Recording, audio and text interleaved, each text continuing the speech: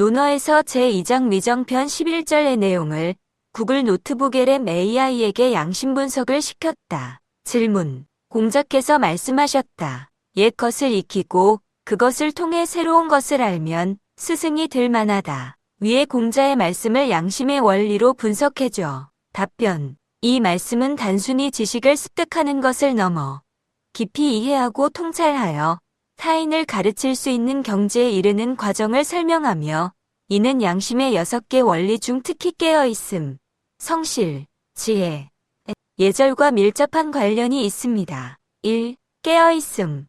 옛 것을 익히고 새로운 것을 알기 위해서는 마음의 평정심을 유지하는 것이 중요합니다. 잡념이나 외부 대상에 휘둘리지 않고 고요하고 자명한 상태에서 정보를 받아들이고 사고할 수 있어야 진정한 학습이 가능합니다. 공자 자신도 그치면 안정되고 안정되면 고요해지며 고요해지면 편안해지고 편안해지면 연구할 수 있고 연구한 뒤에 그 답을 얻을 수 있다고 하여 깨어있음의 상태가 곧 심도 깊은 연구와 이해의 바탕임을 강조했습니다. 이것이 바로 옛것을 익히고 새로운 답을 얻는 과정의 첫걸음입니다. 깨어있음은 나머지 양심의 원리를 구현하기 위한 밑바탕이므로 안정된 마음 상태 없이는 지식을 깊이 탐구하고 새로운 것을 통찰하기 어렵습니다. 2. 성실.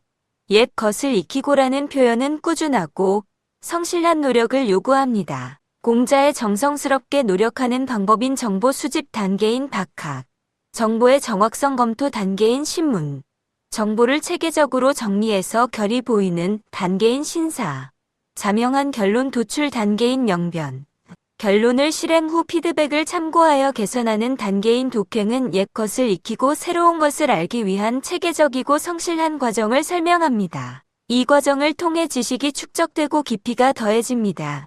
공자의 배우고 때에 맞춰 익히니 또한 즐겁지 아니한가 라는 말은 성실의 원리 아래 인용되어 있으며 학습에 대한 끈기와 즐거움이 고령량을 기르는 핵심임을 보여줍니다. 성실하지 못하면 목표를 성취할 수 없고 일을 하더라도 즐겁게 할 수 없다는 점에서 즐거운 노력을 강조합니다. 3. 지혜. 그것을 통해 새로운 것을 알면이라는 부분은 지혜의 핵심입니다. 지혜는 옳고 그름을 가릴 줄 아는 마음인 시비지심으로 나타나며 자명한 것만 옳다고 인정하는 능력입니다. 옛 지식을 바탕으로 새로운 상황을 정확하게 분별하고 그 본질을 꿰뚫어 보는 통찰력을 의미합니다. 출처는 지혜의 핵심 개념으로 자명함과 찜찜함을 구분하는 분별과 자명함 그리고 선택을 들고 있습니다. 옛것을 익혀 얻은 지식을 통해 새로운 문제에 직면했을 때 합리적이고 자명한 판단을 내리는 것이 중요합니다. 공자의 앞날을 결정짓고자 하면 옛것을 공부하라는 명언은 옛것을 통해 미래, 즉 새로운 것을 예측하고 이해하는 지혜를 직접적으로 설명합니다. 또한 공자의 배우기만 하고 생각하지 않으면 얻는 것이 없고 생각만 하고 배우지 않으면 위태롭다는 말씀은 옛것을 익히는 학습과 새로운 것을 아는 사고의 균형이 지혜의 핵심임을 강조합니다. 4. 예절. 스승이 될 만하다는 단순히 지식의 양을 넘어 그 지식을 어떻게 전달하고 타인과 어떻게 상호작용하는지에 대한 역량도 포함합니다. 이는 예절의 핵심 개념인 분위기 파악, 조화, 소통과 연결됩니다. 스승은 상황을 수용하고 상황에 맞게 표현할 수 있어야 합니다. 겸손한 태도는 새로운 지식을 계속 받아들이는 데 필수적이며 이는 스승으로서의 성장을 가능하게 합니다. 공자의 얘가 아니면 보지 말고 얘가 아니면 듣지 말고 얘가 아니면 말하지 말고 얘가 아니면 움직이지 말라는 말은 자신을 관리하는 올바른 태도와 행동을 의미합니다. 이외에도 사랑과 정의 원리는 윤리적 기반을 제공합니다.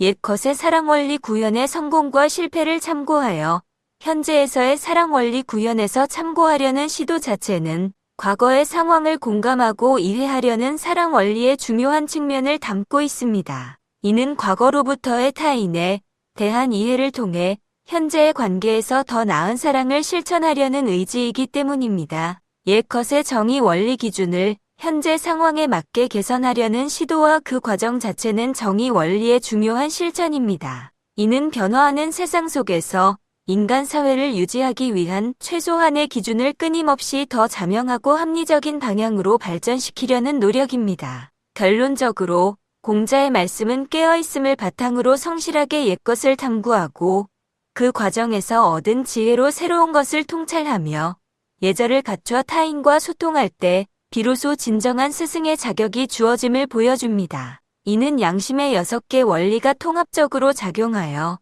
개인의 성숙을 이끌고 사회에 긍정적인 영향을 미치는 과정을 함축하고 있습니다.